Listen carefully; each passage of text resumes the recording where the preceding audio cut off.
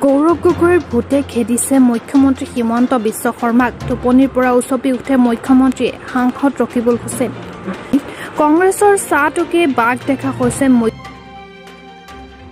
মুখ্যমন্ত্ৰীয়ে। কংগ্ৰেছে গোটেই অসমতে মাত্ৰ কেইটামান ভোটৰ ব্যৱধানত পৰাজয় হৈছে। আগন্তুক দিনত নিৰপেক্ষ ভোট হলে বিজেপি দৰাশয়ী হ'ব। চামগুৰি ৰূপহী ঢিং সকলোতে বিজেপি জিকাব বুলি মুখ্যমন্ত্ৰীয়ে কৈছিল। পিছত কৈছে তাত বিজেপিৰ বুথ কমিটিয়ে নাই। ৰকিবুল হুছেইনক আক্ৰমণ কৰা সকল কংগ্ৰেছী, তেন্তে আৰক্ষীয়ে কিয় ধৰা নাই বুলি প্ৰশ্ন সাংসদগৰাকীৰ। এই অঞ্চলৰ সংখ্যালঘু লোকসকলক বিজেপিয়ে স্বীকৃতি দিয়া ইউজ এণ্ড থ্ৰ' কৰি পেলাই দিছে।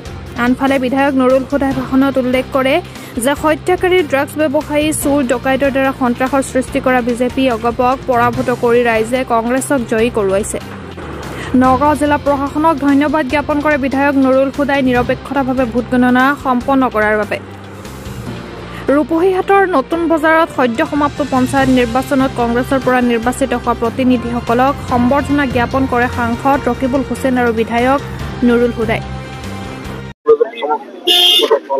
চামগুৰিৰ সমূহ ৰাইজ এই কিছুদিন আগত যিবিলাক অন্যায় অত্যাচাৰ চলিছিলে, অহংকাৰ হৈছিলে, অহংকাৰ অন্যায় অত্যাচাৰৰ বিৰুদ্ধে ঐক্যবদ্ধভাৱে এটা ৰায় দিছে যে চামগুৰিৰ ৰাইজ ভয়াতুৰ নহয় আৰু ভয়ত নাথাকে।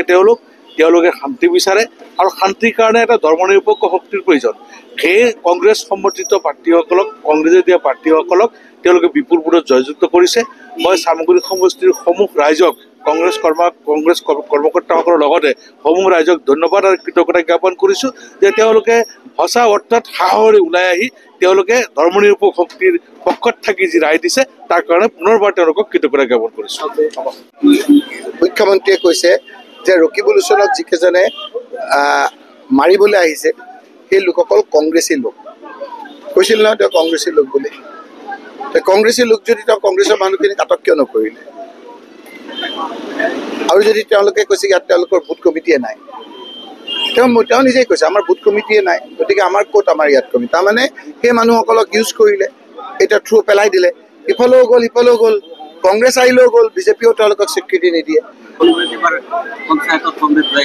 এইটো মোৰ চমক নহয়, এইটো ৰাইজৰ চমক, কংগ্ৰেছৰ চমক। য'তেই কংগ্ৰেছৰ হাতৰ চিন দেখিছে ৰাইজে তাতে ভোট দিছে, আৰু য'ত আপোনাৰ ছাত্ৰৰ চিন দেখা নাই ইয়াত তাত ভোট দিয়া নাই। আপোনালোকে এতিয়া চাওক যে হিমন্ত বিশ্ব শৰ্মা বিজেপিয়ে কৈ আছে যে এইবাৰ পঞ্চায়তত তেওঁলোকৰ ৰিজাল্ট ভাল হৈছে। Party in power, BJP power থকা অৱস্থাত হিমন্ত বিশ্ব শৰ্মাৰ দাবী ধমকি বিভিন্ন প্ৰশাসনক লগাই যিদৰে এক পৰিস্থিতিৰ সৃষ্টি কৰিছিল, সেই সময়ত তেওঁ যিদৰে ৰিজাল্ট ভাবিছিল সেইটো হোৱা নাই। আৰু সেইকাৰণে তেওঁ এতিয়া বিভিন্ন প্ৰকাৰে গৌৰৱ গগৈৰ ভোটে তেওঁক খেদি ফুৰিছে। তেওঁ এতিয়া বোলে ৰাতি উৎসৱ খাই যায় গৌৰৱ গগৈ বুলি বিচৰা পৰা নামি বোলে দৌৰাদৌৰি কৰে বুলি শুনিছোঁ। এটা ভোটৰ আকাৰ লৈছে। এই কথাবিলাক হিমন্ত বিশ্ব শৰ্মাই আজি বুজি পাইছে, মাননীয় মুখ্যমন্ত্ৰী ডাঙৰীয়াই। আৰু সেইকাৰণে হিমন্ত বিশ্ব শৰ্মাই এতিয়া কংগ্ৰেছৰ চাহটোকে বাঘটো দেখা হৈছে আৰু বিভিন্ন প্ৰকাৰৰ উন্নয়নৰ কথা ক'ব লাগে। তেওঁ মানুহৰ ওচৰত আহি ক'ব লাগিছিল যে আমি 2 কোটি চাকৰিৰ কথা কৈছিলোঁ, আমি 2 কোটি চাকৰি দিলোঁ। আমি 25 লাখ বছৰি চাকৰিৰ কথা কৈছিলোঁ, 25 লাখ বছৰি চাকৰি দিলোঁ। আমি যিবিলাক প্ৰতিশ্ৰুতি দিছিলোঁ সেই প্ৰতিশ্ৰুতিবিলাক আমি পালন কৰিলোঁ। সেইবিলাক কথা তেওঁ একাষৰীয়া কৰি যিদৰে এতিয়া ইয়াত এটা ধুঁৱলি কুঁৱলী পৰিৱেশৰ সৃষ্টি কৰিবলৈ বিচাৰিছে, ৰাইজৰ চকুত ধৰা পৰিছে, হিমন্ত বিশ্ব শৰ্মা ডাঙৰীয়াৰ চকুতো ধৰা পৰিছে। তেওঁ